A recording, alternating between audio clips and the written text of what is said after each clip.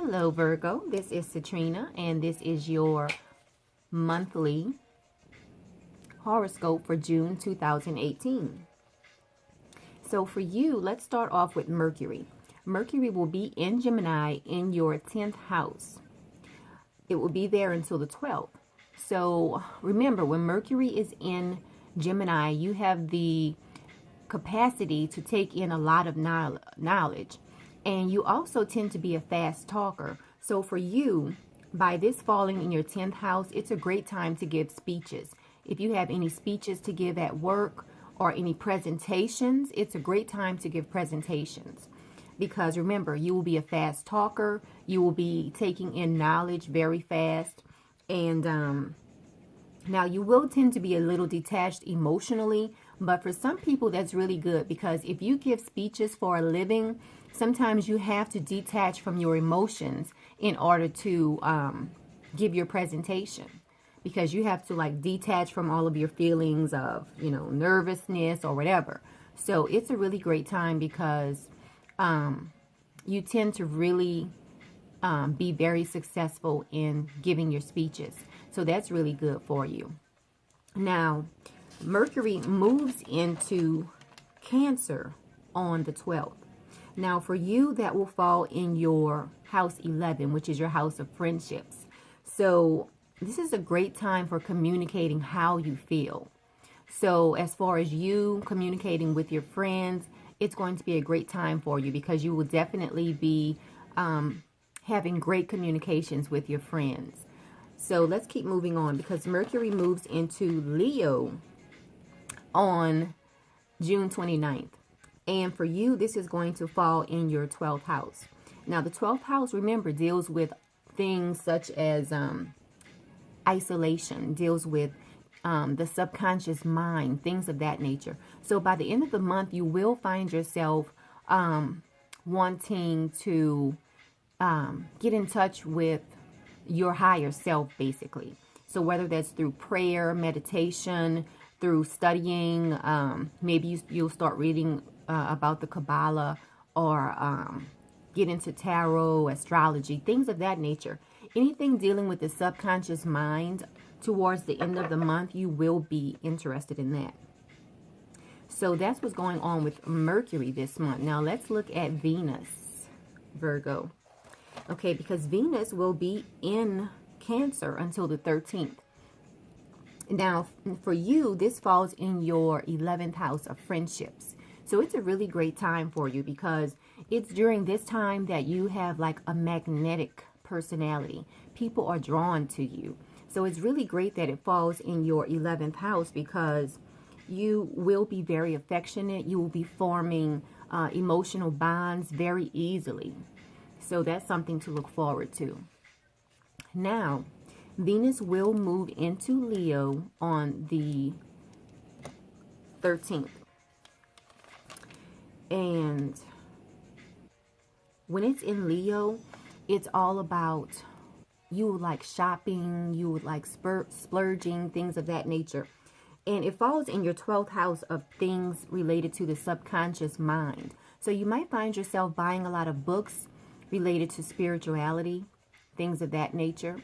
Or you might find yourself thinking about taking a retreat. You might think about splurging on a retreat. Who knows, you might end up booking a trip to Machu Picchu to see what the ayahuasca is all about, okay? Things of that nature, because you will want to splurge. So think about, what can you splurge on related to the subconscious mind. Think about a retreat. You might think about taking a yoga retreat to Hawaii or something like that. Something dealing with the subconscious mind, which is basically spirituality. Okay, so that's what's going on with Leo for this month. Let's see what's going on with Mars. Sorry, that's what's going on with Venus. Let's see what's going on with Mars. So Mars is going to be in Aquarius all month long. Okay, so when Mars is in Aquarius, you will be trying to find new ways to do things. And let's see where that falls for you. For you, that falls in your house 6, which is your daily routine. It also deals with your health and your vitality. So when Mars is in Aquarius, For you, you might look into ways you can change up your daily routine. You might start maybe walking in the park, you know, doing something different as far as walking in. If you go walking in the park, you might want to just walk around the neighborhood, or it will be something different that changes your daily routine. Also, you might find yourself trying to take up a different diet. Maybe you know, go on a fast. You'll decide to go on a fast or something of that nature. But remember, Mars will be retrograde on June 26th. Now, unless you were born with Mars retrograde in your birth chart, then for most people, when Mars is retrograde, Mars doesn't want to do anything, okay? So whatever you are trying to find a new way to do it, try to do it before Mars goes retrograde, because after Mars goes retrograde, Mars is not trying to initiate anything, okay? So keep that in mind. Mars will be retrograde from June 26th through August 26th. So throughout that period, as far as your daily routine, you won't be trying to change up your daily routine during that time period. So keep that in mind.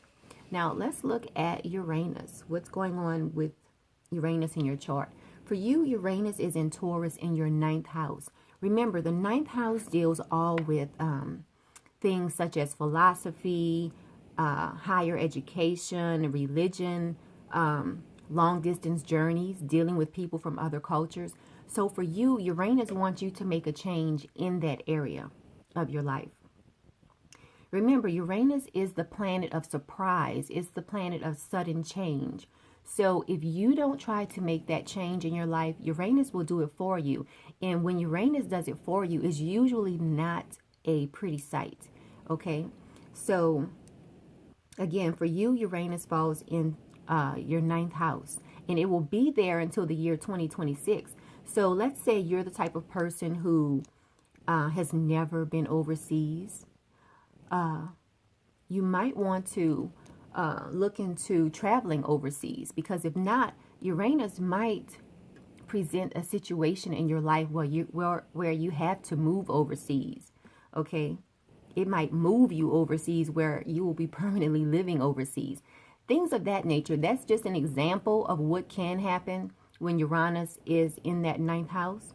So that's just something you want to think about. Okay, so let's move on, because Jupiter is trine to Neptune. This is a great aspect that's going on right now. So I'm looking at your chart, and I will tell you where this is taking place for you, Virgo. So for you, Jupiter is in your 3rd house of communications, and Neptune is in your 7th house of partnerships. So this is, now remember, whenever you have planets trining each other, they're giving each other good luck. Okay, so in the area of communications, short distance travel, also the area of partnerships, you will have great luck in those areas because you have this awesome trine going on. So for you this month, what you can look forward to is you and your partner might have a short distance trip planned, and while on the trip, you will hear some great news about something that you've been waiting to hear about, okay?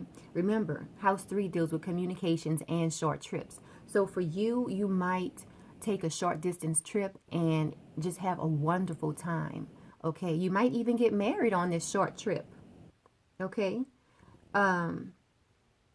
Also, as far as partnerships, House 7, this could definitely point to a proposal. So for some of you out there who have been waiting for your partner to propose to you, by your partnership house trining your communication house, this could definitely be, you might be getting a communication of a proposal from your partner. So that's great. Also, if you are in business with someone and you have, let's say you guys have like an internet-based business, you will be hearing news, great news about that business.